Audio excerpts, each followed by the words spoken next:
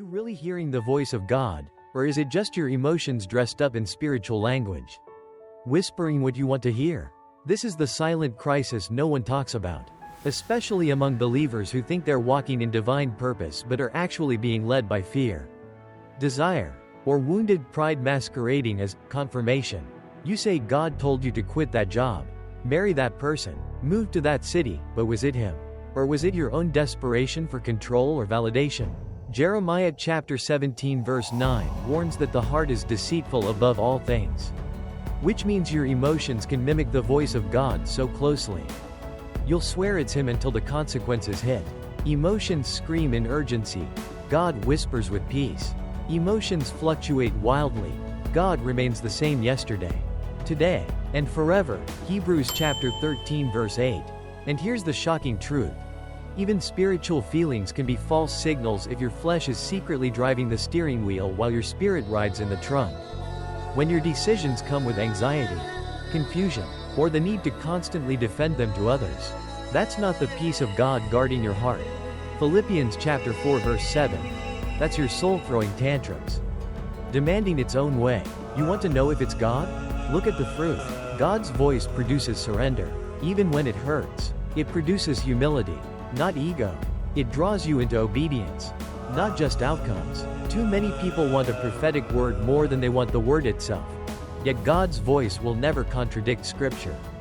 Even if your feelings try to justify it. That relationship you're clinging to? God didn't tell you to stay. Your fear of being alone did. That business deal you feel at peace about?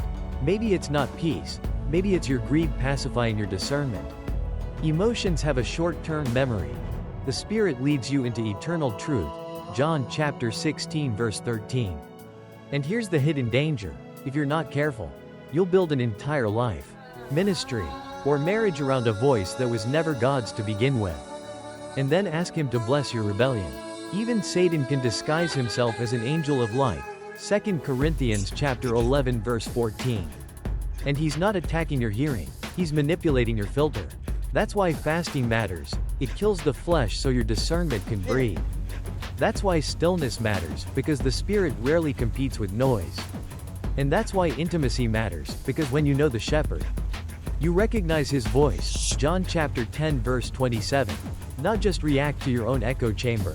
Sometimes, God's voice sounds like a shut door, not an open one. Sometimes, it's a wait that burns your timeline to ashes. Sometimes, it's silence, not because he's absent, but because he's watching whether you move from faith or feelings. So if you're unsure, stop. Go back to the last thing God said clearly. Anchor yourself there. Don't chase signs, chase Scripture. Don't follow peace that's rooted in your comfort zone. Follow the peace that comes after surrender. Even when everything around you shakes.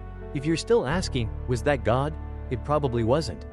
When he speaks, you know, not in your nerves, but in your spirit. So here's the challenge. Strip away your desires. Confront your emotions. And don't move until the voice aligns with the word, the fruit, and the peace that passes understanding. Otherwise, you're not walking in purpose, you're wandering in circles, calling it destiny.